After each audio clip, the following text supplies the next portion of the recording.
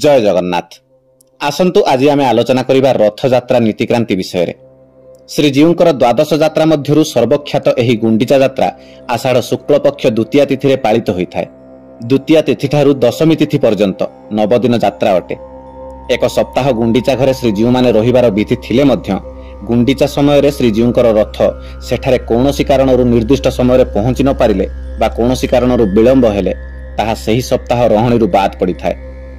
केबे हेले एही यात्रा 10 दिन अथवा 8 दिन होई न थाए।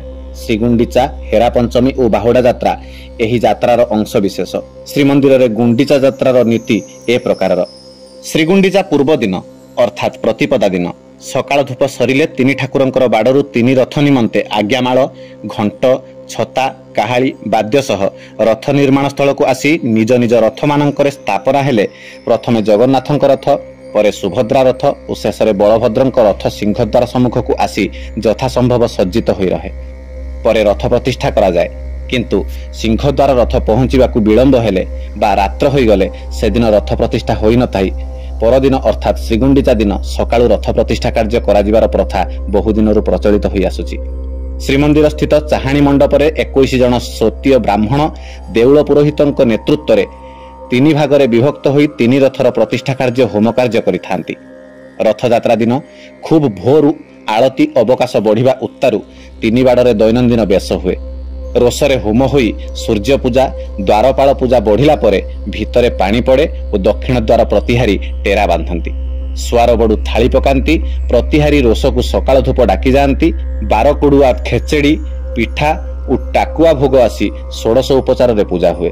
श्रीजीउ माने रत्न सिंहासन छाड़िला ठारू पुनर्बार रत्न सिंहासन को आसीबा जाए पूजारे मुरुज पड़े नाही। मुदिरस्थ बड़ बाड़े पूजा पंडा जगन्नाथंक बाड़े और पति महापात्र मां सुभद्रांक बाड़े सिंहासन उपरे ठिया होई मंगलार्पण करिथांती। सुधस्वार तीन बाड़े 3टी पितल बटारे मुदुली ठारू 18 मूर्ति पात्र सज नहीं मंगलार्पण पई जिनिस मान जोगाई रखंती। मुदिरस्थ तीन बाड़े डेरा लागी पई पुष्पांजलि और तुलसी लागी करंती। एथिपाई 9टी तुली राघव दास मठ पक्षरु जुगाई दिया जायथाय। पालिया, खुंटिया, मणिमा मणिमा डाक पकांती और दैतापति माने ठाकुरंकर रुद्धा पिटांती। ए समय रे नाट मंडप एवं जगमोहन शोध करा जाए। केवल सेवा संपृक्त सेवक, दायित्व रे थिबा अधिकारी, मंदिर पुलिस व्यतीत कौनसी गण्यमान्य व्यक्ति सेठारे रहिबा निषेध अटे। श्रीजीउंकर पहंडी विजे आरंभ हुए। प्रथमे सुदर्शन 7 पाहाचरे पहुंचिले बड़ ठाकुरंकर रुद्धा फिटे। बड़ ठाकुर 7 पाहाच को विजे हेले सुभद्रा सही क्रम रे महाप्रभुंकर पहंडी आरंभ हुए। 7 पाहाचरे पहुंचिले ठाकुर मानकु राघव दास मठ प्रदत्त करा जाई टाहिया लगा जाए। ठाकुरंक आगे आगे घंट, काहाली, तेलेंगी बाजा बाजे। छतार छता धरी चलती। विभिन्न अनुष्ठान तथा भक्त विशेषक द्वारा ओडिसी नृत्य ठाकुर मानक सामने होइथाय। हरिबोल, हुलहुली और जय जगन्नाथ स्वर रे संपूर्ण अंचल प्रकंपित होई उठे। दृढ़ ब्यारिगेट मध्यरे भक्त माने श्रीमंदिर भितरे पहंडी दर्शनर सुविधा पाई थांती। एथिपाई टिकेट करिबाकू पड़े। श्रीजीउ माने आनंद बजार 22 पाहाच मार्ग देई स्व रथरे विजे हुअंती।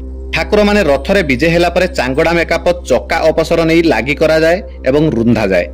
ए पाखरे महाजन सेवक माने दक्षिण पटरु मदन मोहन और रामकृष्ण को आनी बटमूल पालिंकी रे विजे करांती। से पालिंकी को आनी विमान बड़ू माने श्री बलभद्रंक रथ सामने ठिया करंती। रामकृष्ण बलभद्रंक रथरे विजे हेला परे पालिंकी आसी महाप्रभुंक रथ सामने रहे और मदन मोहन श्री जगन्नाथंक रथरे विजे हुअंती। भंडार दुआरु 2 गोटी बड़ सिंधुक, गोटिकरे लुगा और पाट, अन्यटिरे अन्यान्य पात्र सज नीतिरे व्यवहृत द्रव्यादि रखा जाई कोठ सुआसिया माने बोहियाणी जगन्नाथंक रथ पछ पाखरे रखंती। या परे घंट, छत्र, काहाली सह बणियांक घरु 3 बाड़ पई 3टी चिता आसे। एहा 16 चिता मझिरे सुना और रत्न पत्थर बसी थाए। भंडार घरु सुना और रत्न पत्थर दिया जाई बणियांक द्वारा एहा प्रस्तुत करा जाई थाए। ठाकुर मानक मैलम होई पाट, खंडुआ, माळचूळ लागी हुअंती। श्रीमंदिर प्रशासन तरफरु किछि अधिकारींक सह किछि सेवक श्रीनगर को गजपति को छेरा प्रहरा निमंते डाकी जाती। निमंत्रण आसिले गजपति श्रीनगर अधिष्ठात्री देवी मां कनक दुर्गा को प्रणाम जणाई अगणारे रखा जाइथिबा हाथीदांत खचित रौप्य मेहना बा तामजानारे श्रीनगरु बाहारंती। गजपति महाराज आसुथिबा बेले आगरे काहाली और बज्जंतरी वाद्य बाजुथाए। गजपति मेहनारे श्रीनगरु बाहरी रथ सम्मुख को आसिला बेले रास्तार उभय पार्श्वरे भक्त माने भिड़ लगाई गजपतिंकर जयगान सांगकु अभिवादन प्रदान करुथांती। गजपति जोड़ हस्तरे भक्तंक ग्रहण रे संपूर्ण सुरक्षा बलय भितरे आसी रथ पाखरे पहुंचंती। ବେହେରା ଖୁଣ୍ଟିଆ ଦୁଇଟି ବେତ ଧରି ଆଗରେ ଆଗରେ ଚାଲୁଥାନ୍ତି। ଗଜପତିଙ୍କ ସାଙ୍ଗରେ ରାଜ ପରିବାରର ସଦସ୍ୟ ରାଜଗୁରୁ, ଲେଙ୍କା ଓ ଦେଉଳକରଣ ଥାନ୍ତି। ସୁନା କର୍ପୂର ଆଳତିରେ କର୍ପୂର ବସାଇ ଭଣ୍ଡାର ମେକାପ ଗଜପତିଙ୍କ ହସ୍ତକୁ ବଢ଼ାନ୍ତି। ଗଜପତି ଆଳତି କରି ସୁନା ଚାମର ଆଲଟ କରନ୍ତି। ଦୟଣାମାଳି ଦେଇଥିବା ଶୁକ୍ଳ ପୁଷ୍ପକୁ ରୂପା ପିଙ୍ଗଣରେ ମେକାପ ଧରିଥାନ୍ତି। ରାଜଗୁରୁ ମୁଦୁଲିଠାରୁ ସୁନା ଖଡ଼ିକା ଆଣି ସଂସ୍କାର କରି ଗଜପତିଙ୍କ ହାତକୁ ଦିଅନ୍ତି। ଭଣ୍ଡାର ମେକାପ ଆଗେ ଆଗେ ଚାଲି ରଥର ଚାରିପାଖରେ ବୁଲି ଶୁକ୍ଳ ପୁଷ୍ପ ପକାନ୍ତି ଓ ଗଜପତି ସୁନା ଖଡ଼ିକା ଧରି ଚାରିପାଖ ପହଁରନ୍ତି। ଚନ୍ଦନ ପାଣିକୁ ରାଜଗୁରୁ ସଂସ୍କାର କଲା ପରେ ଘଟୁଆରୀ ରୂପା ପିଙ୍ଗଣରେ ଭଣ୍ଡାର ମେକାପ ହାତକୁ ଦେବେ। ମେକାପ ଚନ୍ଦନ ପାଣି ରଥ ଚାରିପାଖରେ ପକାଇବେ। ରାଜଗୁରୁ ଚନ୍ଦନ ଗୁଣ୍ଡ ସଂସ୍କାର କଲା ପରେ ମେକାପ ରାଜାଙ୍କ ହାତକୁ ଦେଲେ ସେ ରଥ ଚାରିପାଖ ପକାଇବେ। ଗଜପତି ଛେରା ପହଁରା କଲାବେଳେ ତାଙ୍କ ସହିତ ବେହେରାକରଣ, ବେହେରା ଖୁଣ୍ଟିଆ, ବାଡ଼ଗ୍ରାହୀ ଦଇତାପତି, ତଡ଼ଉକରଣ ଓ ଦେଉଳକରଣ ଉପସ୍ଥିତ ରହିବେ। ପରେ ଗଜପତି ବଡ଼ ଠାକୁରଙ୍କୁ ପ୍ରଣାମ କରି ରଥ ତଳକୁ ଓହ୍ଲାଇ ଶ୍ରୀ ଜଗନ୍ନାଥଙ୍କ ରଥରେ ଓ ଶେଷରେ ମା ସୁଭଦ୍ରାଙ୍କ ରଥରେ ଛେରା ପହଁରା କାର୍ଯ୍ୟ ସମାପନ କରନ୍ତି। ରୂପକାର ସେବକମାନେ ପ୍ରତି ରଥରେ 4ଟି କରି ଘୋଡ଼ା ବାନ୍ଧନ୍ତି। ରଥ ଉପରକୁ ସାରଥୀମାନଙ୍କୁ ଅଣାଯାଏ। ପରେ ପରେ ଭୋଇ ସେବକମାନେ ଚାରମାଳ ଖୋଲାନ୍ତି। ରଥ ଟଣା ପାଇଁ ରଥକୁ ପ୍ରସ୍ତୁତ କରାଯାଏ। ସରକାରୀ କର୍ମଚାରୀ ଏବଂ ପୁଲିସମାନେ ରଥ ଜିମା ନିଅନ୍ତି। ଉଚ୍ଚପଦସ୍ଥ ଅଧିକାରୀମାନେ ରଥ ଟଣା ଦାୟିତ୍ୱରେ ରହନ୍ତି। ରଥମାନଙ୍କରେ ଦୌଡ଼ି ବନ୍ଧାଯାଏ। ଆଉ ଏହାପରେ ବଳଭଦ୍ର, ମା ସୁଭଦ୍ରା ଓ ଜଗନ୍ନାଥଙ୍କ ରଥ କ୍ରମାନୁସାରେ ଟଣାଯାଏ। ବାଟରେ ପନ୍ତିଭୋଗ ମଣୋହି ହୋଇ ଠାକୁରଙ୍କର ରଥ ଶ୍ରୀଗୁଣ୍ଡିଚା ଘର ସାମ୍ନାରେ ଯାଇ ପହଞ୍ଚେ। ରଥ ଶ୍ରୀଗୁଣ୍ଡିଚା ଘର ସାମ୍ନାରେ ପହଞ୍ଚିଲେ ଠାକୁରମାନଙ୍କର ଯାତ୍ରାଙ୍ଗୀ ମହାସ୍ନାନ କରାଯାଏ। ପରେ ନୂଆ ବୋଇରାଣୀ ଲୁଗା ଲାଗି ହୋଇ ସର୍ବାଙ୍ଗ ହୁଏ ଏବଂ ବେଶ ବଢ଼େ। ମଧ୍ୟାହ୍ନ ଧୂପଠାରୁ ଆରମ୍ଭ ହୋଇ ଅନ୍ୟାନ୍ୟ ଦୈନନ୍ଦିନ ନୀତି ହୁଏ। ରଥ ଉପରେ ପୂଜା ପଣ୍ଡା 16 ଉପଚାରରେ ପୂଜା କରନ୍ତି। ପରେ ପରେ ସନ୍ଧ୍ୟା ଆଳତି, ସନ୍ଧ୍ୟା ଧୂପ, ଚନ୍ଦନ ଲାଗି ଓ ବଡ଼ ସିଂହାର ବେଶ ହୁଏ। ପହୁଡ଼ ଆଳତି ହୋଇ ଶ୍ରୀମୁଖ ଖଣ୍ଡୁଆ ପକାଇ ପାଳିଆ ପୁଷ୍ପାଳକ ଆସିଲା ପରେ ଯାଇ ପହରାବାଲା ରଥର ସାମନା ପରଦା ବାନ୍ଧନ୍ତି।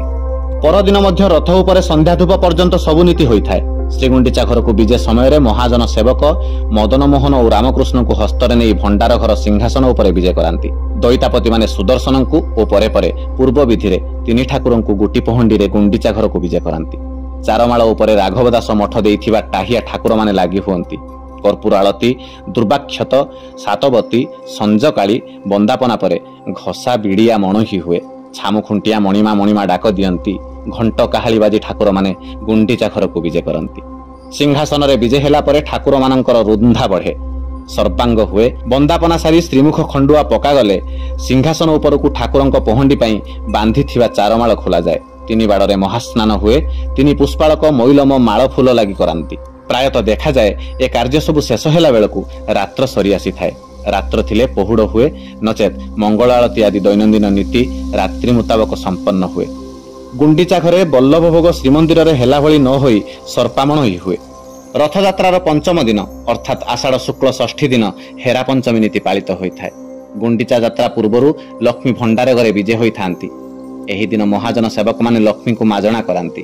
ପରେ ପରେ ବନକ ଲାଗି ହୋଇ ଚାଙ୍ଗଡ଼ା ମେକାପ ଦେଇଥିବା ପାଟଲୁଗା ଓ ଭଣ୍ଡାର ଘରୁ ଆସିଥିବା ଅଳଙ୍କାରମାନ ଲକ୍ଷ୍ମୀଙ୍କୁ ଲାଗି କରାଯାଏ। ପରେ ପରେ ଠାକୁରାଣୀ ବଟମୂଳେ ପାଲିଙ୍କିରେ ବିଜେ ହୋଇ ସିଂହଦ୍ୱାର ବଡ଼ଦାଣ୍ଡ ଦେଇ ଶ୍ରୀଗୁଣ୍ଡିଚା ଘର ସମ୍ମୁଖସ୍ଥ ମହାପ୍ରଭୁଙ୍କ ରଥ ପାଖକୁ ଆସନ୍ତି। ଠାକୁରାଣୀ ପାଲିଙ୍କିରେ ବିଜେ ଥାନ୍ତି। ପତି ମହାପାତ୍ର କାଠଘୋଡ଼ା ଉପରକୁ ଉଠି ଠାକୁରାଣୀଙ୍କୁ ପ୍ରସାଦ ଲାଗି ବନ୍ଦାପନା ଚାମର ଆଲଟ କରି ଘଷା ବିଡ଼ିଆ ଓ ଦହିପଟି ମଣୋହି କରାନ୍ତି। ଏ ପାଖରେ ଶ୍ରୀଗୁଣ୍ଡିଚା ଘରେ ମଧ୍ୟାହ୍ନ ଧୂପ ବଢ଼ି ଶାଢ଼ୀ ଲାଗି ହୋଇ ଆଳତି ସରିଥାଏ। ମହାପ୍ରଭୁ ବାଡ଼ରେ ପଞ୍ଚାମୃତ ମହାସ୍ନାନ ବଢ଼ିବା ପରେ 3 ବାଡ଼ରେ ସର୍ବାଙ୍ଗ ହୁଏ ଓ ବେଶ ବଢ଼େ। ଠାକୁରାଣୀଙ୍କ ରଥ ପାଖରେ ନୀତି ସାରି ଶ୍ରୀଗୁଣ୍ଡିଚା ମନ୍ଦିର ଜୟ ବିଜୟ ଦ୍ୱାର ପାଖକୁ ଆସନ୍ତି। ଶ୍ରୀଅଙ୍ଗରୁ ଆଜ୍ଞାମାଳ ଆସି ଠାକୁରାଣୀଙ୍କୁ ମିଳିଲା ପରେ ପୂଜା ବଢ଼ି ଧୂପ ଦୀପ ଦେଇ ଟେରା ପଡ଼େ। ଠାକୁରାଣୀଙ୍କ ବିମାନ ନାକଚଣା ଦ୍ୱାର ଦେଇ ବାହାରକୁ ଆସେ। ବିତରଚ ମହାପାତ୍ର ପୁଣି ଥରେ ବନ୍ଦାପନା ଓ ଦହିପଟି ମଣୋହି କରାନ୍ତି। ପରେ ପରେ ଠାକୁରାଣୀ ବିମାନରେ ପୁଣି ରଥ ପାଖକୁ ଯାଇ ମହାପ୍ରଭୁଙ୍କ ରଥରୁ ଖଣ୍ଡିଏ କାଠ ଜଣେ ସେବକ ଭାଙ୍ଗି ଆଣିଲା ପରେ ଠାକୁରାଣୀ ଶ୍ରୀମନ୍ଦିରକୁ ବାହୁଡ଼ା ବିଜେ କରନ୍ତି। ମହାଲକ୍ଷ୍ମୀ ଆଡ଼ପ ମଣ୍ଡପକୁ ଯିବା ରାସ୍ତାରେ ଓ ସେଠାରୁ ଶ୍ରୀମନ୍ଦିରକୁ ଫେରିବା ସମୟରେ ବାଟରେ ଶ୍ରୀନଅରଠାରେ ଓ ମଠ ତଥା ବ୍ୟକ୍ତିବିଶେଷଙ୍କ ପକ୍ଷରୁ ବିଭିନ୍ନ ସ୍ଥାନରେ ପନ୍ତିଭୋଗ ହୁଏ। ହେରା ପଞ୍ଚମୀ ଦିନ ସକାଳ ଧୂପ ସରି ପାଣି ପଡ଼ିଲେ 3 ଠାକୁରଙ୍କର ଶ୍ରୀଅଙ୍ଗରୁ 3 ରଥ ପାଇଁ 3 ଖଣ୍ଡ ଆଜ୍ଞାମାଳ ଘଣ୍ଟ ଛତା କାହାଳି ସହ ରଥରେ ପହଞ୍ଚି ଲାଗି ହେଲେ ରଥ ଦକ୍ଷିଣ ମୋଡ଼ ହୁଏ। ପ୍ରଥମେ ସୁଭଦ୍ରାଙ୍କ ରଥ, ତାପରେ ବଳଭଦ୍ରଙ୍କ ରଥ ଓ ଶେଷରେ ଜଗନ୍ନାଥଙ୍କ ରଥକୁ ଦକ୍ଷିଣମୁଖୀ କରାଯାଏ। 3 ରଥକୁ ନାକଚଣା ଦ୍ୱାରକୁ ଆଣି ରଖାଯାଏ। ଏଠାରେ କୁହାଯାଇପାରେ ଯେ କି ରଥଯାତ୍ରା ଦିନଠାରୁ ଠାକୁରଙ୍କ ରଥରୁ ଓହ୍ଲାଇବା ପର୍ଯ୍ୟନ୍ତ ପ୍ରତ୍ୟେକ ଦିନ 3 ରଥର ଧ୍ୱଜ ପୂଜା ହୋଇଥାଏ। ମଧ୍ୟାହ୍ନ ଧୂପ ପରେ ପତ୍ରୀ ସେବକ ତିନି ରଥକୁ ଭୋଗ ନିଅନ୍ତି ଓ ପୂଜାପଣ୍ଡା ଭୋଗ କରନ୍ତି। ଠାକୁରଙ୍କର ଶୁଖିଲା ଭୋଗ ହେଲେ ଧ୍ୱଜ ପୂଜାକୁ ମଧ୍ୟ ଶୁଖିଲା ଭୋଗ ଯୋଗାଯାଇଥାଏ। ଗୁଣ୍ଡିଚା ଘରେ ଅନ୍ନ ଭୋଗ ହେଉଥିବା ଦିନମାନଙ୍କରେ ଓଳିଏ ଅନ୍ନ ଧ୍ୱଜ ପୂଜାରେ ଭୋଗ ହୁଏ। ସପ୍ତମୀ, ଅଷ୍ଟମୀ ଓ ନବମୀ ତିଥିରେ ଶ୍ରୀଗୁଣ୍ଡିଚା ଘରଠାରେ ରାହାସ ହୁଏ ଓ ଏହି 3 ଦିନ ସନ୍ଧ୍ୟା ଧୂପ ବଢିଲେ ପ୍ରତ୍ୟେକ ଦିନ ମଦନମୋହନ ଜଗମୋହନର ସିଂହାସନ ଉପରେ ବିଜେ ହୁଅନ୍ତି। ସେଠାରେ ପୂଜାପଣ୍ଡା କୋରା ଭୋଗ ସର୍ପାମଣ ହିଁ କଲା ଉତ୍ତାରୁ ବନ୍ଦାପନା ହୁଏ। ନବମୀ ଦିନ ସନ୍ଧ୍ୟା କାଳରେ ଶ୍ରୀଜୀଉଙ୍କର ଦର୍ଶନ ଆଡ଼ପ ମଣ୍ଡପରେ ଶେଷ ଦର୍ଶନ ହୋଇଥିବାରୁ ଭକ୍ତମାନଙ୍କର ଅସମ୍ଭାଳ ଭିଡ଼ ଥାଏ। ଏହାକୁ ସନ୍ଧ୍ୟା ଦର୍ଶନ କହନ୍ତି।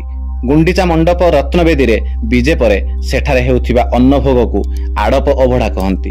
ବାସ୍ତବରେ ଲକ୍ଷ୍ୟ କରାଯାଇଛି ଯେ ନବମୀ ଦିନ ସନ୍ଧ୍ୟା ପରେ ବହୁ ନୀତି ପାଳନକୁ ଲକ୍ଷ୍ୟ କରି ଭକ୍ତଙ୍କ ଦର୍ଶନ ଉପରେ ରୋକ ଲଗାଯାଉଛି।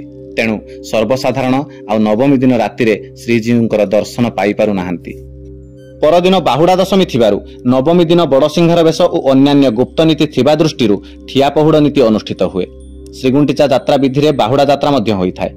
ଆଳତି, ଅବକାଶ, ରୋଷହୋମ, ସୂର୍ଯ୍ୟପୂଜା, ଦ୍ୱାରପାଳ ପୂଜା, ସକାଳ ଧୂପ, ଖେଚେଡ଼ି ଭୋଗ ଓ ବଲ୍ଲଭ ଭୋଗ ଏକତ୍ର ହୋଇ ଷୋଡ଼ଶ ଉପଚାରରେ ମଣୋହି ଇତ୍ୟାଦି କାର୍ଯ୍ୟ ପ୍ରାତଃକାଳ ପୂର୍ବରୁ ସାରି ସେନାପଟା ଲାଗି କରିଯିବାର ଲକ୍ଷ୍ୟ କରାଯାଇଥାଏ। ବଡ଼ ଠାକୁରଙ୍କର ରଥ ବଡ଼ ଶଙ୍ଖ ଯାଏ ଆସିଲା ପରେ ସୁଭଦ୍ରାଙ୍କ ଦର୍ପଦଳନ ରଥ ଟଣାଯାଏ। ସେହିପରି ଜଗନ୍ନାଥଙ୍କ ରଥ ମଧ୍ୟ ଟଣାଯାଏ। ଶ୍ରୀ ଜଗନ୍ନାଥଙ୍କର ରଥ ବାଟରେ ମାଉସୀ ମା ମନ୍ଦିର ପାଖରେ ଅଟକେ। ସେଠାରେ ମାଉସୀ ମା ଦେଉଳର ସେବକଙ୍କ ଦ୍ୱାରା ପ୍ରସ୍ତୁତ ହୋଇଥିବା ପୋଡ଼ପିଠା ଜଗନ୍ନାଥଙ୍କୁ ଭୋଗ ହୁଏ। ପୂଜାପଣ୍ଡା ସେବକ ମନ୍ଦିର ସମ୍ମୁଖସ୍ଥ ବଡ଼ଦାଣ୍ଡରେ ରହି ପୋଡ଼ପିଠା ଭୋଗକୁ ଠାକୁରଙ୍କ ଉଦ୍ଦେଶ୍ୟରେ 3 ରଥରେ ସର୍ପାମଣ ହିଁ କରିଥାନ୍ତି।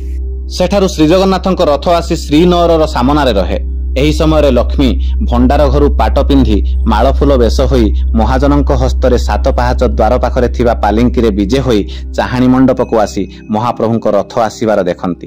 ଘଣ୍ଟ, ଛତା, କାହାଳି ସହ ଲକ୍ଷ୍ମୀ ଠାକୁରାଣୀ ପାଲିଙ୍କିରେ ରଥ ପାଖକୁ ଆସନ୍ତି। ପର୍ବଯାତ୍ରା ଯୋଗାଣିଆ ଦେଇଥିବା ଦହିପଟି ମଣୋହି ହୁଏ। ଏହି ସମୟରେ ଶ୍ରୀନଅର ସାମ୍ନାରେ ଗଜପତି ବିଜେ ହୋଇଥାନ୍ତି। ଦହିପଟି ମଣୋହି ପରେ ଗଜପତିଙ୍କ ହସ୍ତରେ ଲକ୍ଷ୍ମୀ ଠାକୁରାଣୀ ବିଜେ ହୋଇ ଶ୍ରୀ ଜଗନ୍ନାଥଙ୍କ ସହ ଭେଟ ହୁଅନ୍ତି। ଏହାକୁ ଲକ୍ଷ୍ମୀନାରାୟଣ ଭେଟ ବୋଲି କୁହାଯାଏ। ସେଠାରେ ଭିତରଚ ମହାପାତ୍ର, ପତି ମହାପାତ୍ର, ଗରାବଡ଼ୁ, ବିମାନ ବଡ଼ୁ, ମହାଜନ ସେବକ ପ୍ରଭୃତି ଉପସ୍ଥିତ ଥାନ୍ତି। ବିମାନ ବଡ଼ୁମାନେ ପାଲିଙ୍କିକୁ ଶ୍ରୀ ଜଗନ୍ନାଥଙ୍କ ରଥ ଚାରିପାଖେ ଘୋରାଏ ବୁଲାଇ ଶ୍ରୀଅଙ୍ଗରୁ ଆଜ୍ଞାମାଳ ପାଇଲା ପରେ ଠାକୁରାଣୀଙ୍କୁ ବଡ଼ଦେଉଳକୁ ଲେଉଟି ନିଅନ୍ତି। ଏସବୁ ବିଧି ସରିବା ପରେ ଜଗନ୍ନାଥଙ୍କ ରଥ ସିଂହଦ୍ୱାର ସାମନାକୁ ଆସେ। ମଧ୍ୟାହ୍ନ ଧୂପଠାରୁ ଆରମ୍ଭ ହୋଇ ପୂର୍ବ ବିଧିରେ ଦୈନନ୍ଦିନ ନୀତି ଚାଲି ପହୁଡ଼ ହୁଏ। ଏଥିରେ କେବଳ ଶୁଖିଲା ଭୋଗ ହୋଇଥାଏ। ପରଦିନ ମାନଙ୍କରେ ରଥରେ ଥାଇ ଠାକୁରମାନଙ୍କର ଏକାଦଶୀ ନୀତି, ସୁନାବେଶ ଓ ଅଧରପଣା ନୀତି ହୋଇଥାଏ। ଆଷାଢ଼ ଶୁକ୍ଳ ଏକାଦଶୀରେ 3 ରଥରେ ମହାପ୍ରଭୁଙ୍କର ସୁନାବେଶ ହୁଏ ଓ ଅନ୍ୟ ଏକାଦଶୀ ପରି ସବୁ ନୀତି ହୋଇଥାଏ। ବଡ଼ସିଂହାର ବେଶ ଭୋଗ ପରେ ମହାସ୍ନାନ ପୂଜା ଠା ହେଲା ପରେ ଭଣ୍ଡାର ମେକାପ ଭଣ୍ଡାର ଘରୁ 3 ମୂର୍ତ୍ତି ଶୟନ ଠାକୁରଙ୍କୁ 3 ରଥ ପାଖକୁ ବିଜେ କରାଇ ଠାକୁରଙ୍କର ଶୟନ ନୀତି କରାଇଥାନ୍ତି। ପ୍ରକୃତରେ ଦଶମୀ ଦିନ ସବୁ ରଥ ସିଂହଦ୍ୱାରରେ ପହଞ୍ଚିଲା ପରେ ଅଧରପଣା ନୀତି ହେବାର ବିଧି ଅଟେ। କିନ୍ତୁ ରଥ ପହଞ୍ଚିବାର ନିଶ୍ଚିତତା ନଥିବାରୁ ଅବା ବହୁ ବିଳମ୍ବ ହେଉଥିବାରୁ ଏହା ଦ୍ୱାଦଶୀ ଦିନ ମଧ୍ୟାହ୍ନ ଧୂପ ପରେ ଅନୁଷ୍ଠିତ ହୋଇଥାଏ। ରାଘବ ଦାସ ମଠ ଓ ଓଡ଼ିଆ ମଠ ତରଫରୁ ଯୋଗାଇ ଦିଆଯାଇଥିବା ସାଚି, ଛେନା, କଦଳୀ ଇତ୍ୟାଦିରେ ପଣା ପ୍ରସ୍ତୁତ ହୁଏ। ପାଳିଆ ମହାସୁଆର ମାନେ ଥାଇ ଭିତରଚ, ତଳିଚ ଓ ସୁଭଦ୍ରାଙ୍କ ବାଡ଼ରେ ପାଳିଆ ପୁଷ୍ପାଳକ ଅଧର ଆଗରେ ଖଣ୍ଡେ ଖଣ୍ଡେ ନୂଆ ଗାମୁଛାରେ ଟେରା ବାନ୍ଧନ୍ତି। ଠାକୁରମାନଙ୍କର ଶ୍ରୀ ଅଧରକୁ ପାଇଲା ଭଳି ଉଚ୍ଚା ଥିବା ମାଟିରେ 3ଟି କୁମ୍ଭ ଆକୃତିର ହାଣ୍ଡିରେ ପଣା ଭୋଗ ପଞ୍ଚ ଉପଚାରରେ ପୂଜାପଣ୍ଡା ପୂଜା କରିଥାନ୍ତି। ଏହି ପଣା ହାଣ୍ଡି ସବୁ ଭଙ୍ଗାଯାଏ। ରଥର ପାର୍ଶ୍ୱ ଦେବାଦେବୀମାନଙ୍କୁ ଉତ୍ସର୍ଗ ଉଦ୍ଦେଶ୍ୟରେ ଅଧରପଣା ହାଣ୍ଡି ଭଙ୍ଗା ଦିଆଯାଏ ବୋଲି କୁହାଯାଏ। ଏହି ନୀତିକୁ ଅଧରପଣା ନୀତି କୁହାଯାଇଥାଏ। ତ୍ରୟୋଦଶୀ ଦିନ ସନ୍ଧ୍ୟା ଧୂପ ସରିବା ପରେ ବିଜେ କାହାଳି ବାଜି ଶ୍ରୀମନ୍ଦିରକୁ ବାହୁଡ଼ା ପହଣ୍ଡି ଆରମ୍ଭ ହୁଏ। ଏହାକୁ ଠାକୁରଙ୍କର ନୀଳାଦ୍ରି ବିଜେ ବୋଲି କୁହାଯାଏ। ଗୁଣ୍ଡିଚା ମନ୍ଦିରକୁ ପହଣ୍ଡି ବିଧିରେ ଗୋଟିଏ ପରେ ଗୋଟିଏ ଗୋଟି ପହଣ୍ଡି ହୁଏ। ଆନନ୍ଦ ବଜାର ମୁହଁରେ ଥିବା ସୁଆସାରୀ ଦେଉଳଠାରେ ପତି ମହାପାତ୍ର ପ୍ରସାଦ ଲାଗି ଘଷା, ବିଡ଼ିଆ ମଣୋହି ଓ ବନ୍ଦାପନା କରନ୍ତି। ରଥ ଉପରୁ ଶ୍ରୀ ଜଗନ୍ନାଥ ପହଣ୍ଡି ହୋଇ ଚାରମାଳ ଉପରକୁ ଆସିଲେ ଲକ୍ଷ୍ମୀ ଠାକୁରାଣୀ ମହାଜନଙ୍କ ହସ୍ତରେ ଭେଟ ମଣ୍ଡପରେ ଖଟସେଜ ମେକାପ ପକାଇଥିବା ଡମ୍ବରୁ ଉପରେ ବିଜେ ହୁଅନ୍ତି। ରଥରେ ପତି ମହାପାତ୍ର ଠାକୁରଙ୍କର ବନ୍ଦାପନା କଲାବେଳେ ଭିତରଚ ଲକ୍ଷ୍ମୀ ଠାକୁରାଣୀଙ୍କୁ ବନ୍ଦାପନା କରିଥାନ୍ତି। ପରେ ପରେ ଠାକୁରାଣୀ ଭେଟ ମଣ୍ଡପ ଛାଡ଼ି ଭଣ୍ଡାର ଘରକୁ ବିଜେ କରାନ୍ତି। ସିଂହଦ୍ୱାର ବନ୍ଦ ରହେ ଓ ଠାକୁର ଆସିଲା ପରେ ଖୋଲାଯାଏ। ତାପରେ ଠାକୁର ଦେଉଳକୁ ବିଜେ କରନ୍ତି। ବାଟରେ ପନ୍ତି ଭୋଗ ମଣୋହି ହୋଇ ମହାପ୍ରଭୁ ଆସି ଜୟ ବିଜୟ ଦ୍ୱାର ପାଖରେ ବିଜେ ହୁଅନ୍ତି। ସେତେବେଳେ ଦ୍ୱାର ବନ୍ଦ ଥାଏ। ଦଇତାପତି ସେବକ ଓ ଅନ୍ୟ ସେବକଙ୍କ ମଧ୍ୟରେ 2 ପକ୍ଷରୁ ବଚନିକା ହେବାର ବିଧି ଅଛି, କିନ୍ତୁ ଆଜିକାଲି ଏହା ହେଉନଥିବାର ଲକ୍ଷ୍ୟ କରାଯାଏ। ପରେ ଦ୍ୱାର ଫିଟି ଠାକୁର ଭିତରକୁ ଯାଇ ଭଣ୍ଡାର ଦ୍ୱାରରେ ଲକ୍ଷ୍ମୀଙ୍କ ପାଖରେ ବିଜେ ହେଲେ ଭିତରଚ ମହାପାତ୍ର ରୁକ୍ମିଣୀ ବିବାହର ଗଇଁଠାଳ ଫିଟାନ୍ତି ଓ ରସଗୋଲା ଭୋଗ ହୁଏ। ଏହି ଗୋଟିଏ ଦିନ ଶ୍ରୀମନ୍ଦିର ଭିତରେ ରସଗୋଲା ଭୋଗ ହୋଇଥାଏ। ଭିତରଚ ମହାପାତ୍ରଙ୍କ ସ୍ୱଗୃହରେ ଅତ୍ୟନ୍ତ ସୁଧପୁତ ଭାବରେ ଏ ରସଗୋଲା ପ୍ରସ୍ତୁତ ହୋଇଥାଏ। କିନ୍ତୁ ଦେଖାଯାଏ ପହଣ୍ଡି ପୂର୍ବରୁ ବିଭିନ୍ନ ବ୍ୟକ୍ତି ଧର୍ମାନୁଷ୍ଠାନ ଓ ସେବକଙ୍କ ତରଫରୁ ରଥ ଉପରେ ବହୁ ପରିମାଣରେ ରସଗୋଲା ଭୋଗ ହୋଇଥାଏ।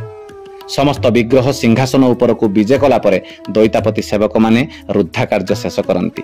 ପରେ ଅବଶିଷ୍ଟ ନୀତି ଆରମ୍ଭ ହୋଇ ଯାତ୍ରାର ସମାପ୍ତି ଘଟିଥାଏ। ନୀଳାଦ୍ରି ବିଜେ ପରଦିନ ଶ୍ରୀମନ୍ଦିରରେ ପୁଣି ଥରେ ଦୈନନ୍ଦିନ ନୀତି ପାଳିତ ହୋଇ ଅନ୍ନଭୋଗ ଆରମ୍ଭ ହୁଏ। ରଥଯାତ୍ରା ପରର ଏହି ପ୍ରଥମ ଅନ୍ନଭୋଗକୁ ନୀଳାଞ୍ଚଳ ଅବଢ଼ା ବୋଲି କୁହନ୍ତି। ଏ ପ୍ରକାରର ଥିଲା ମହାପ୍ରଭୁ ଜଗନ୍ନାଥଙ୍କର ରଥଯାତ୍ରା ବା ଘୋଷଯାତ୍ରା ବିଶ୍ୱ ପ୍ରସିଦ୍ଧ ରଥଯାତ୍ରାର ନୀତିକ୍ରାନ୍ତି। ପରବର୍ତ୍ତୀ ଅଧ୍ୟାୟରେ ଆମେ ଆଲୋଚନା କରିବା ଶୟନଯାତ୍ରା ବିଷୟରେ। ସେ ପର୍ଯ୍ୟନ୍ତ ମୋତେ ବିଦାୟ ଦିଅନ୍ତୁ। ପୁଣି ଥରେ ଦେଖା ହେବ ଆଉ ଏକ ସୁନ୍ଦର ଅଧ୍ୟାୟରେ ଶୟନଯାତ୍ରାର ନୀତିକ୍ରାନ୍ତି ସହିତ। ରହିଲି ଆଜ୍ଞା। ନୀଳାଞ୍ଚଳ ଧାମର ଜୟ ହେଉ, ପୁରୀ ଧାମର ଜୟ ହେଉ, ମହାପ୍ରଭୁ ଶ୍ରୀ ଜଗନ୍ନାଥଙ୍କର ଜୟ ହେଉ, ଜଗତର ମଙ୍ଗଳ ହେଉ। ମହାପ୍ରଭୁଙ୍କ ନାମ ଗାଇ ଗାଇ ଏ ଜୀବ ଯାଉ। ଜୟ ଜଗନ୍ନାଥ।